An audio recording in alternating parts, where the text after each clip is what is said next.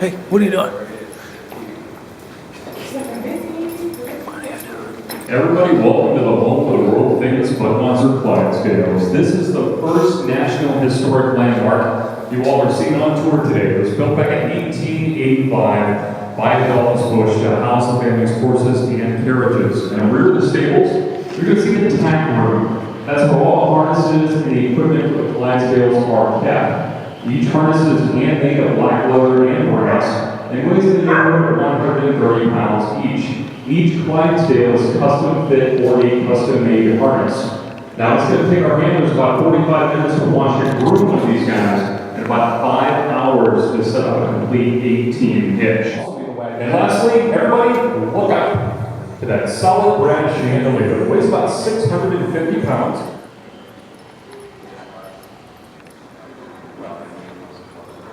If not, follow me. We'll keep going.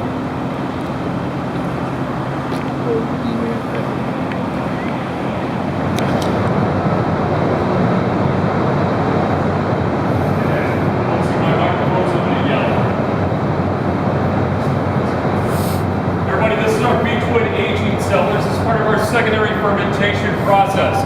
Anheuser-Busch is the only major brewer who uses beech wood to naturally carbonate your beer. And this is how it works. These stainless steel tanks are called lager tanks. We have 66 in this stock house alone. Each one is 20 feet tall and 60 feet long. They're also stacked 4 high. You can probably see them up in the rafters on top of one another.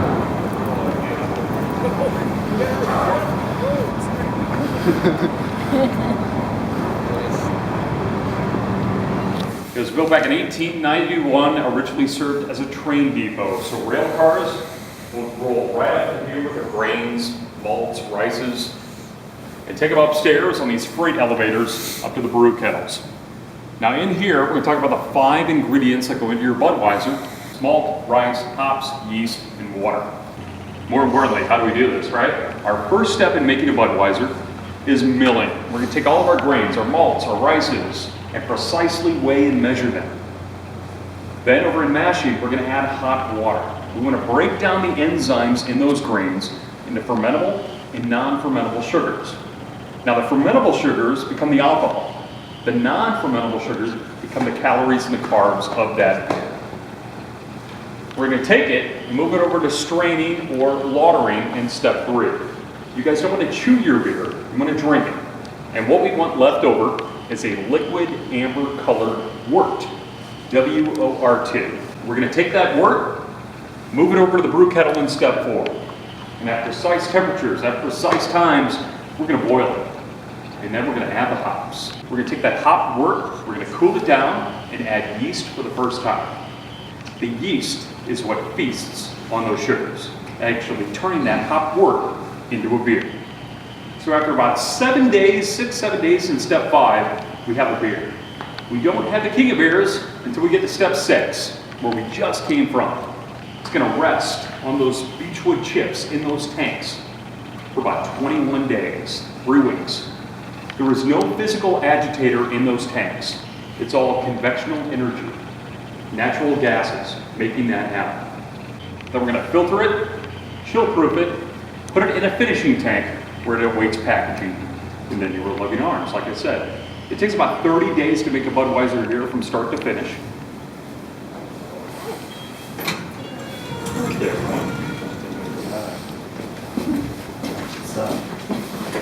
It's like a studio apartment in here.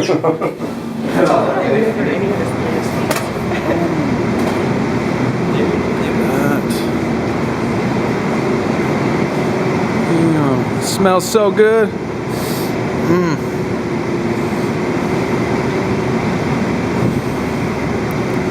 Okay, right now we're standing on the 3rd floor of our brew house. If you look behind me, you can see those mash tanks I was talking about downstairs, where the enzymes in those grains being broken down into those sugars. If you look over here, you can see 2 of our retired water tons or straining tanks.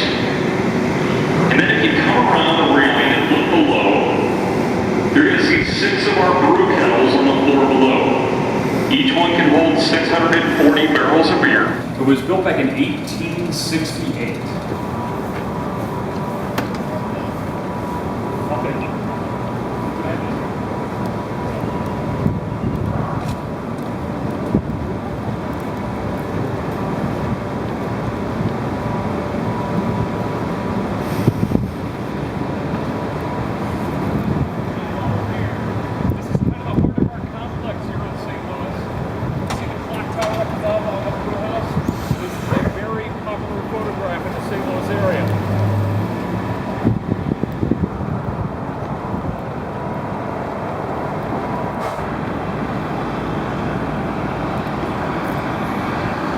Now you can't see it, but I promise you it's there. It's beneath your feet. It's a 10-acre warehouse. It pretty much extends from your feet all the way to the river, and at full capacity can hold close to 1 million cases of beer. It never holds 1 million cases of beer. We do pretty well here, so thank you very much for your business. Now we're going to head upstairs and go see a bottling line in action. Do a shoelace check. We're very close to the beer at the end of the tour. I don't want to lose anybody at this point.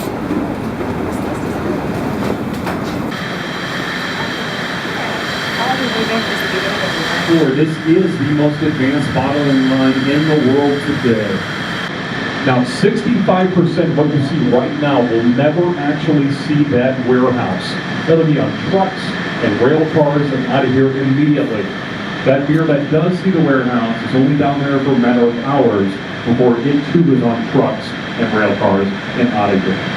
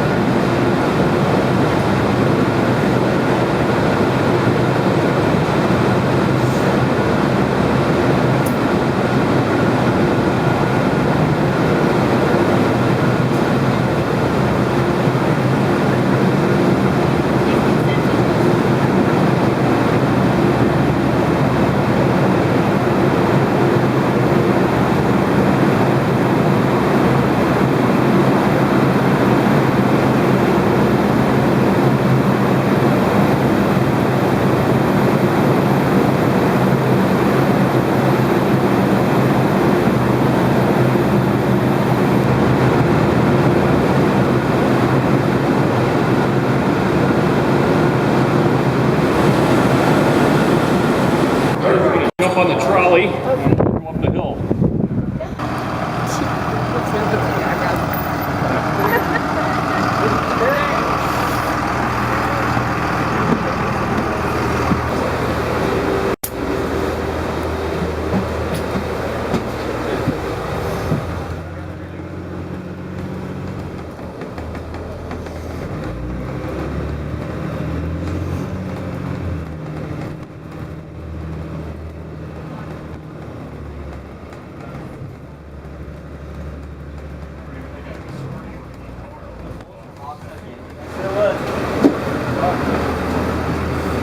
Thanks.